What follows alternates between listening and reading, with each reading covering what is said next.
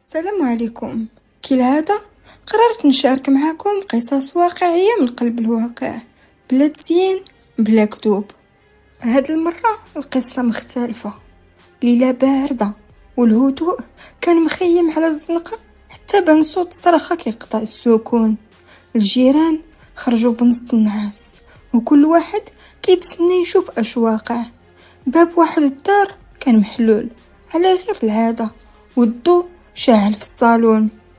اللي دخل الاول تجمد في بلاصتو، طابلة مقلوبة، كراسة مخربقين، واثار الدم متفرقين على الزليج.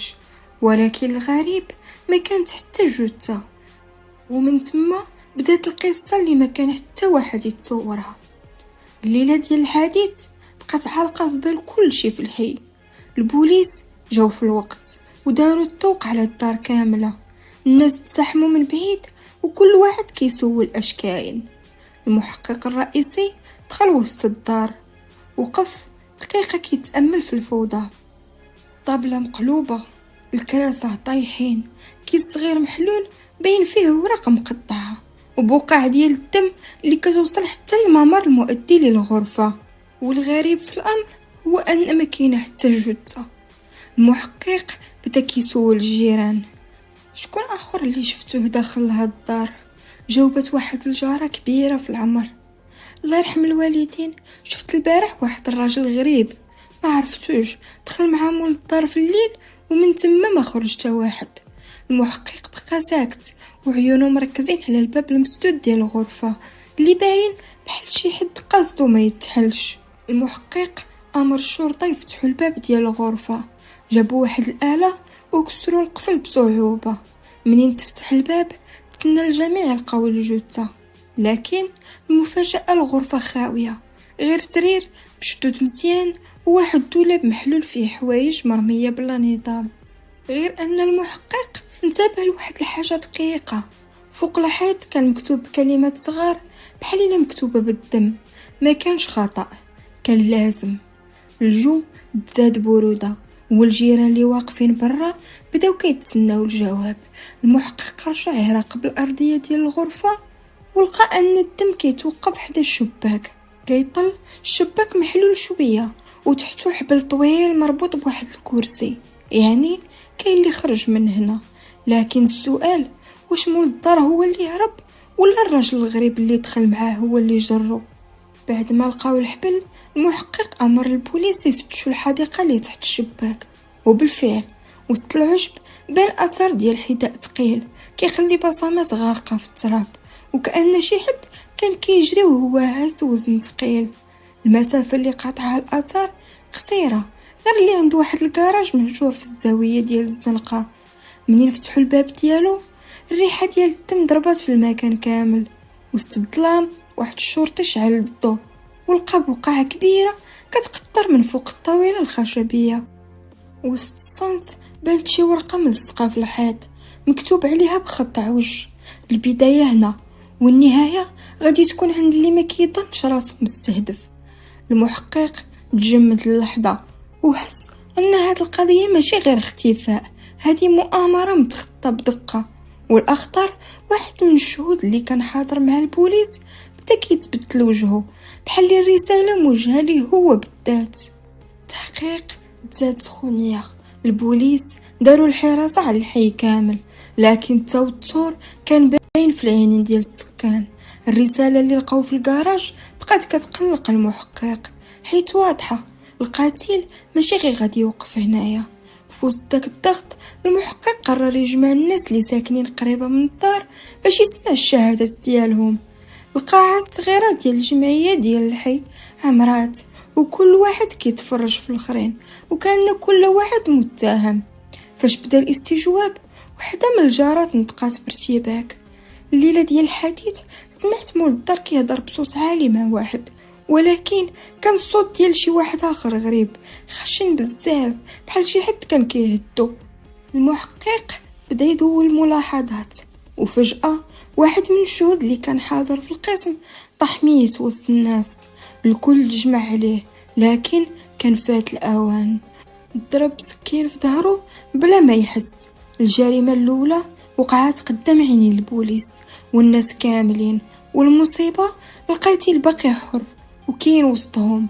الفوضى عمات القاعة، الناس كيغوتوا وكل واحد كيشير على الاخر شكون اللي دارها. المحقق بسرعة امر يسدوا الابواب وقال بصوت صارم: القاتل راه وسطنا وما غادي يخرج حتى نعرفوا شكون هو. تفتيش سريع ولكن ما لقاوش السكين. هادشي زاد الغموض، كيفاش جريمه بحال هذه وقعت وسط الزحام بلا ما يتشاف الفاعل؟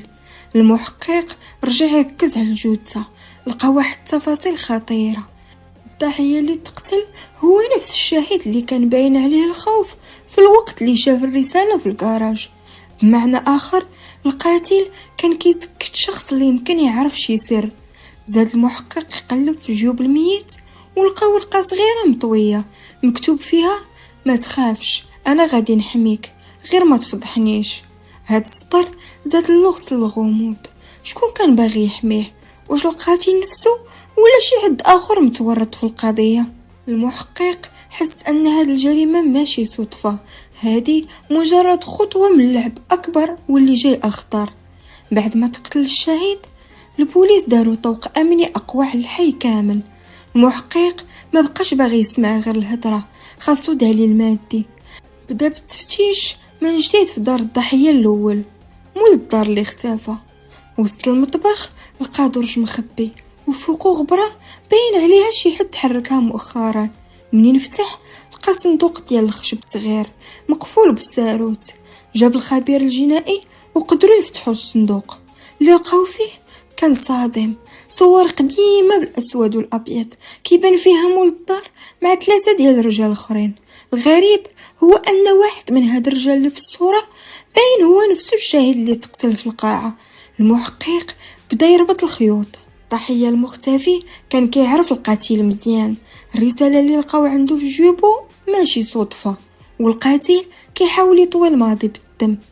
لكن المفاجأة الكبرى وحدة من الصور فيها ملامح شخص ثالث واضحة بزاف وكيتشابه لواحد من سكان الحي اللي كان حاضر مع الشهود في القاعة.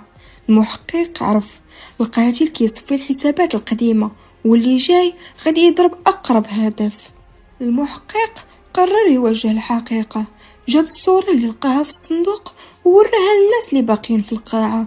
واحد منهم بدا كيتعرق ووجهه تبدل، كان هو الرجل اللي باين في الصورة، ولكن حاول يتملص وقال: هذه صورة قديمة، يمكن شابه، ماشي أنا. المحقق ما اقتنعش، قرب منه وقال: هذه ماشي مسألة شابه، عندي الدليل، نتوما كنتو مجموعة ومول الدار المختفي كان واحد منكم، والجريمة اللي شفناها دابا ماشي غير انتقام، راه تصفية حسابات. كل شي سكت، لكن في هاد اللحظة الضو في القاعة طفى وبقى الظلام. الناس بداو كيغوتوا، وفي وسط هاد البلبالة طاح واحد اخر في الارض وكيغوت. منين شعلوا الضو لقاو الدم كيغمر الارض. ضحية تانية تقتلت قدام عينيهم، والقاتل باقي كيضرب من الظلام بحال الشبح. المحقق شد راسو بيديه وقال بصوت خافت: راه ماشي قاتل واحد، هادو جوج على الاقل، واحد كيتحرك وسط الناس والتاني كيسهل عليه الطريق. بعد الجريمة الثانية المحقق ما بقى عنده شك، الموضوع أعمق من مجرد قتل عابر، خاصو يرجع للجذور. رجع يقلب في الصندوق اللي لقاوه، وسط الصور كان ملف قديم، وراق صفرين مكتوب فيهم بحروف واضحة: سرقة بنك 1998. المحقق بدا يقرأ الأسماء اللي مكتوبة في الملف هما نفس الوجوه اللي في الصورة: مول الدار اللي اختفى، الشاهد الأول اللي تقتل في القاعة، والراجل اللي شك فيه المحقق وسط الحاضرين. بان أن هاد 3 كانوا شركاء بسرقة كبيرة قبل 25 عام. هادي البنك اللي تسرق والفلوس اللي عمرها ما تلقات. السؤال اللي كيطرح راسو: واش القتل عنده علاقة بهاد الفلوس اللي ضاعوا؟ واش واحد فيهم خل مجموعة وباقي الآخر ينتقم؟ المحقق وقف قدام الناس وقال بصوت حاد: اللي كيقتل اليوم ماشي غير مجرم، راه باغي يدفن سر قديم، سر ديال الدم والفلوس. وفجأة وصلوا اخبار من عند واحد الشرطي. سيدي المحقق، لقينا جثة مول الدار في الغابة القريبة، مقتول بطريقة بشعة. الجثة اللي كانوا كيقلبوا عليها من الاول بانت اخيرا، ولكن ما بقاتش مجرد لغز اختفاء، ولات جزء من سلسلة جرائم مرتبطة بماضي مظلم. الجثة اللي لقاو في الغابة كانت في حالة صادمة، مربوطة بحبال وعلامة تعذيب باينة على الجسد. المحقق ركز على التفاصيل ولاحظ أن الجرح الأخير في العنق كان بنفس السكين اللي تستعمل في القاعة، يعني نفس القاتل هو اللي طفاها لمول الدار. لكن هنا وقع اللغز. في جيب الضحية كانت ورقة مطوية مكتوب فيها تالت خان، الدور عليه الجاي. المحقق بقى كيعاود يقراها وبدا يربط الخيوط. مول الدار تقتل، الشاهد الأول تقتل. هاد الورقة كتأكد أن الهدف الجاي هو الرجل الثالث اللي مازال حي. عيون المحقق مشاو مباشرة للرجل اللي كان في الصورة وكان باقي حاضر مع الشهود. المحقق قرر يحميه باش يطيح القاتل في الفخ، لكن فاعل الجريمة كان دايما عنده خطوة قدامهم. ليلة الغد وهو تحت الحراسة المشددة، الرجل الثالث لقاوه مقتول في الغرفة ديالو بلا ما شي حد يسمع الصوت ولا يشوف اثار. المحقق تزاد عليه الضغط، القاتل ماشي عادي، عارف كيفاش يضرب وكيخلي وراه رسائل بحال اللي كيلعب لعبة الشطرنج. اخر رسالة لقاوها ملصقة في باب الغرفة ديال الجريمة الثالثة، كاتب باقي واحد والسر يتدفن نهائيا. المحقق جلس في الليل كيعيد ترتيب كل شيء. 3 من الرجال ديال السرقة القديمة تقتلوا.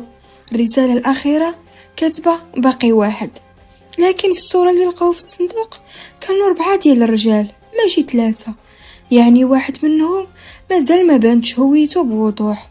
المحقق رجع يدقق في الصورة وبمساعدة الخبير وضحوا الملامح ديال الشخص الرابع. المفاجأة كانت صادمة، الشخص الرابع ماشي غريب، راه الضابط المتقاعد اللي كان حاضر معاهم في بداية التحقيق وكيعاونهم بالنصائح بحكم خبرته القديمة. المحقق حط الصورة قدامه وقال: كنتي وسط المجموعة اللي سرقت البنك في 1998، واليوم كاين اللي باغي يصفيكم واحد بواحد. الضابط المتقاعد تبدل لون في وجهه وحاول ينكر: انا كنت مجرد وسيط، ما دخلتش في السرقة. لكن قبل ما يكمل الشرطي جاب خبر عاجل: سيدي المحقق، لقينا رسالة جديدة مكتوب فيها اللي باقي هو الشاهد الوحيد على الخيانة، والساعة قربات. المحقق استوعب أن القاتل غادي يضرب الضابط المتقاعد في اللحظة المناسبة، ويمكن حتى هو المحقق راه داخل في اللعبة بلا ما يحس. المحقق شد الضابط المتقاعد في مكتب التحقيق وواجهه بالحقيقة. القاتل كيهضر على الخيانة، شكون خان المجموعة ديالو؟ الضابط بدا كيتنفس بصعوبة وقال: كنا 4 بينا، انا مول الدار وجوج اخرين، خططنا لسرقة البنك ونجحت العملية، لكن منين قسمنا الغنيمة اكتشفنا ان واحد منا سرق النصيب الاكبر وهرب. المحقق قاطعه: يعني كاين خائن وسطكم وهو السبب في هاد الصفية. الضابط زاد وقال: مول الدار كان عارف السر وباغي يفتحه، الشاهد الاول كان هو اللي ساعدو يخبي الادله، والثالث حتى هو كان شريك.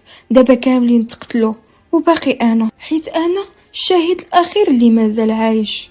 المحقق فكر مزيان وقال: اذا القاتل هو الخائن اللي سرق الفلوس زمان واليوم باغي يدفن اي واحد يقدر يكتشفه. في هذه اللحظه دخل شرطي مسرع قال: سيدي المحقق، وصلتنا معلومة خطيرة. الضابط المتقاعد نفسه كان هو اللي خلى المجموعة زمان وخبى الفلوس، وشي حد آخر هو اللي كينتقم دابا. المحقق تجمد: يعني القاتل ماشي هو الضابط، القاتل هو الضحية من الضحايا اللي قلب على الانتقام. لكن كيفاش ضحية تقتل ومن بعد كيرجع يقتل الآخرين؟ لغز جديد بدا كيبان. يمكن شي واحد ملي ظنو ميت ما كانش ميت بصح. المحقق قرر يشوف الجثث اللي تلقاو من الاول، مشى للمشرحة مع الخبير الجنائي وبداو يقلبوا ملف جثة بجثة. المفاجأة الجثة ديال الشاهد الأول اللي تقتل في القاعة فيها شي غموض.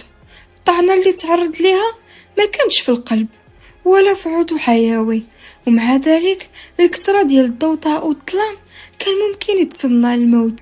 الخبير قرب وجهه وقال المحقق: بصراحة ممكن يكون ما ماتش في ديك اللحظة، طعنة سطحية بزاف وغادي يقدر يفيق في المشرحة بلا ما يبان عليهم.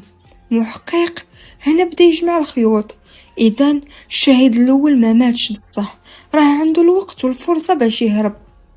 هو اللي عنده سر ديال مول الدار، هو اللي كتب الرسائل الغامضة، والأهم هو اللي عنده دافع الانتقام، حيت الضابط المتقاعد كان الخائن اللي سرق الغنيمة.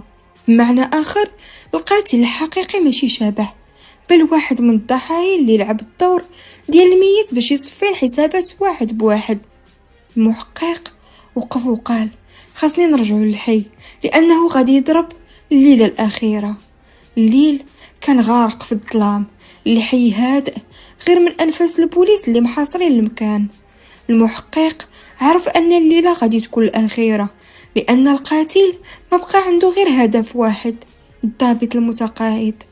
وسط الدار كان الضابط جالس كيتقلب على الكرسي والخوف باين في عينيه. المحقق بقى حداه كيتسنى اللحظة اللي القاتل غادي يبان.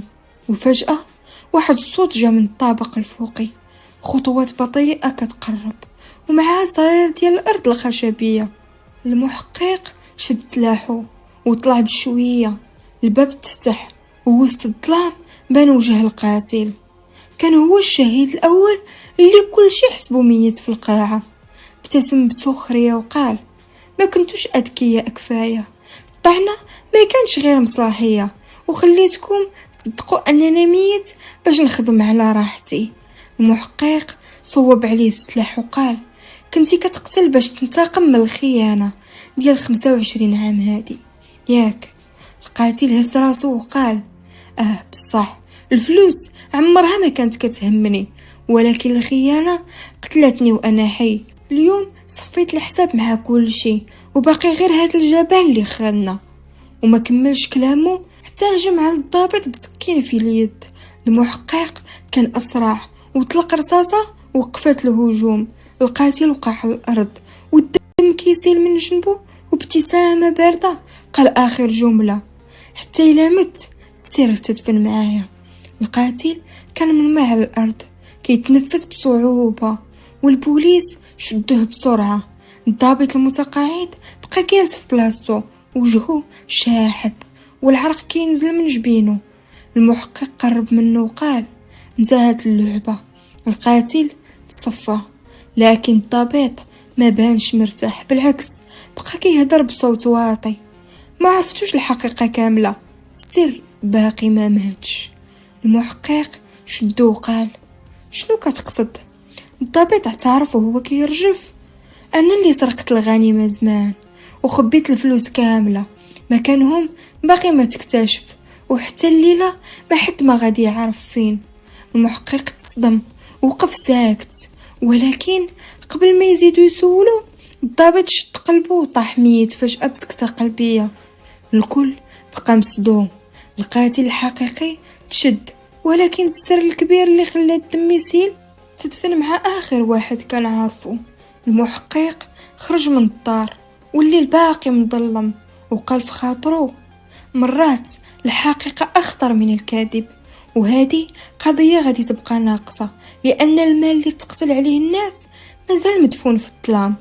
كيف ما سمعتوا معنا، كانت هذه هي القصة ديالنا اليوم، قصة بدات بالغموض والاختفاء وسالت بالقتل والخيانة، ولكن خلت عبرة كبيرة. السرقة كتضيع، الفلوس كتضيع، وحتى الجنات كيتصفاو، ولكن الأثر اللي كتخليه الخيانة كيعيش أطول من أي عقوبة. إلى هنا كونوا سالينا الحلقة ديالنا، نتمنى تكونوا عشتوا معنا تفاصيل هذه القصة البوليسية اللي جاية من قلب الواقع. وخليوا دائما في بالكم ما كاين حتى سر كيضل مخبي طول العمر، دايما كيجيب لحظات وكيكتشف حتى ولو بالدم.